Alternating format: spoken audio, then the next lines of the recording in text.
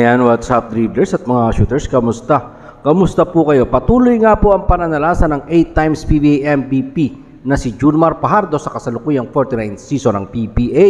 Barangay Ginebra San Miguel coach Team Co nakabawi na at Justin Noypi Brownlee nagtala ng kanyang panibagong career high sa kasalukuyang 49th season ng PBA. Yan po yung ating pag-uusapan at tatalakayin sa video ito matapos po akong maglambing sa inyo ng isang like, share, comment down below and don't forget to subscribe and hit that notification bell button para lagi po tayong updated sa ating pong mga video. Patuloy nga po ang pananalasa ni Junmar Fajardo matapos nga po ang kanyang 8th MVP award sa nakaraang pong Leo Award. Heto't nananalasa pa rin si Junmar Fajardo matapos nga pong tanghaling Player of the Week. Matapos nga po ang unang linggo ng PBA Governors Cup, pinamalas nga po ni Junmar Fajardo sa kanila pong unang dalawang laro ang kanya pong consistent performance. Sapat naman po yan para maging PBA Press Corps Player of the Week. Kalaban po ni Junmar Fajardo sa nasabing award sina Robert Bolick ng NLEX Road Warriors, Ray Nambatak ng Talk and Text Tropang Giga, Calvin Optana ng Talk and Text Tropang Giga, Poy Eram ng Talk and Text Tropang Giga. Kung mapapansin natin mga shooters, no, tatlo sa Tropang Giga ang kalaban ni Junmar Fajardo. Dalawa naman po dito sa Rain or Shine ni Last of Painters. Ito po dalawa nilang rookie na si Felix Lemeti at si Kailan Chongson. Ang mga players po na yan ang kandidato sa nasabi pong weekly award. Ito naman po ay ika-13 beses na nakuha ng 8 times PBA MVP na si Junmar Fajardo sa kanya pong 12 years sa PBA career.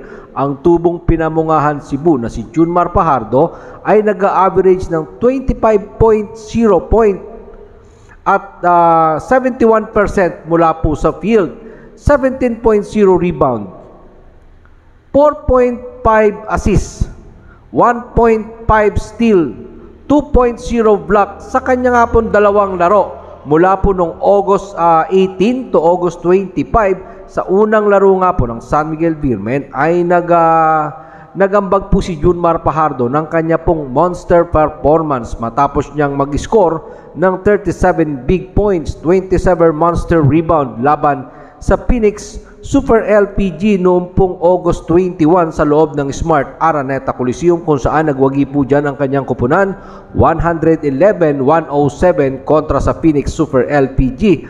At laban naman po sa Blackwater Bossing, nagtala din po si Junmar Fajardo ng hindi ganun kataas na scoring dahil nagtala lang po siya ng 13 points, 10 rebound. Dahil sa nasabi pong laro na yan ay nagtala po ang kanilang import ng 50 points against Blackwater Bossing. 128 ang SMB at 108 naman ang Blackwater Bossing. Kapag nagpatuloy po ang ganitong performance ni Abay, malaki talaga ang chance na muling makuha ni Junmar Fajardo ang kanyang ikasyam na MVP. Siyempre, ano pa ba ang ating naasahan kay Junmar Fajardo? Talaga namang kayang-kayang dominahin, no, pagdating po dito sa shaded lane ng kasalukuyang PPA. Kahit naman may import na shooters, talagang nangingibabaw pa rin ang lakas at tibay ni Junmar Fajardo. Kaya para sa akin, good luck kay Junmar sa kanya pong mga ginagawa. At siyempre, dahil kailangan pa ng ating pong pambansang kupunan si Junmar Fajardo, ipapanalangin natin siyempre na maging maganda ang performance niya dito sa PBA, sa kasalukuyang PBA Governors Cup. At siyempre, hindi po magkaroon ng injury si Junmar, no, para patuloy yung pagkuha niya ng MVP, patuloy yung pangungulekta niya ng MVP award na yan. At siyempre, yung pong pagsama niya para sa ating pambansang kupunan na Gilas Pilipinas. Ito naman po, pag-usapan naman po natin ang kasama pa rin ni Junmar Fajardo sa Gilas Pilipinas, ang ating pong naturalized player na si Justin Brownlee na nagbigay ng panibago pong career high na 51 points. At ibangon nga po ni Justin Brownlee ang kanyang Barangay Ginebra San Miguel na galing sa pagkatalo kontra sa Rain or Shine Elasto Painters sa Candon City Arena sa pagbubukas ng 49th season at talunin ang San Miguel Beermen 108-102. Last night po yan sa loob ng Smart Araneta Coliseum. Binuhat nga po ni Justin Brownlee ang Barangay Ginebra San Miguel sa kanilang unang panalo, mga ka-shooters.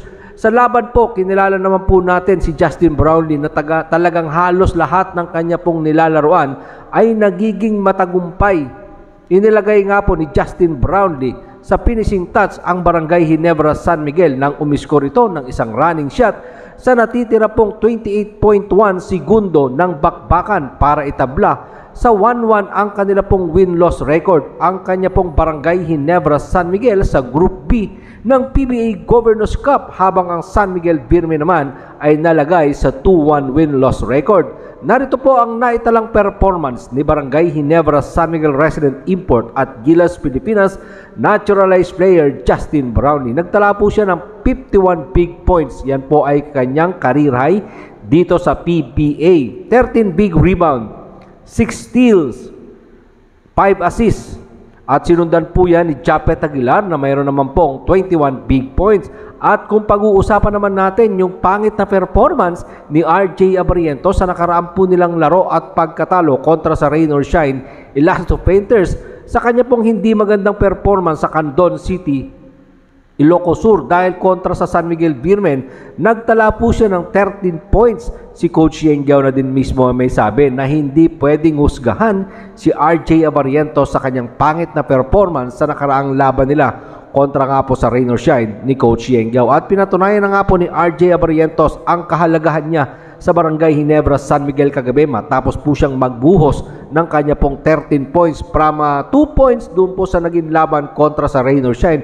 Eto't pinakita ni RJ Abarriento na kaya niyang umiscore ng 13 big points. At syempre sa susunod, aasahan pa natin na magbubuhos pa ng scoring ang isang RJ Abarriento para dito sa kupunan ng Barangay Ginebra San Miguel. At syempre, bago po natin tapusin ang ating pong video, mga shooters, sa dulo po ng ating video magsa-shoutout po tayo. Pero maraming salamat po sa inyong panonood. Ano man po ang inyong opinion, pag-usapan po natin yan dyan sa comment section. Ingat and God bless everyone. Adjourn. Ito po yung shoutout natin.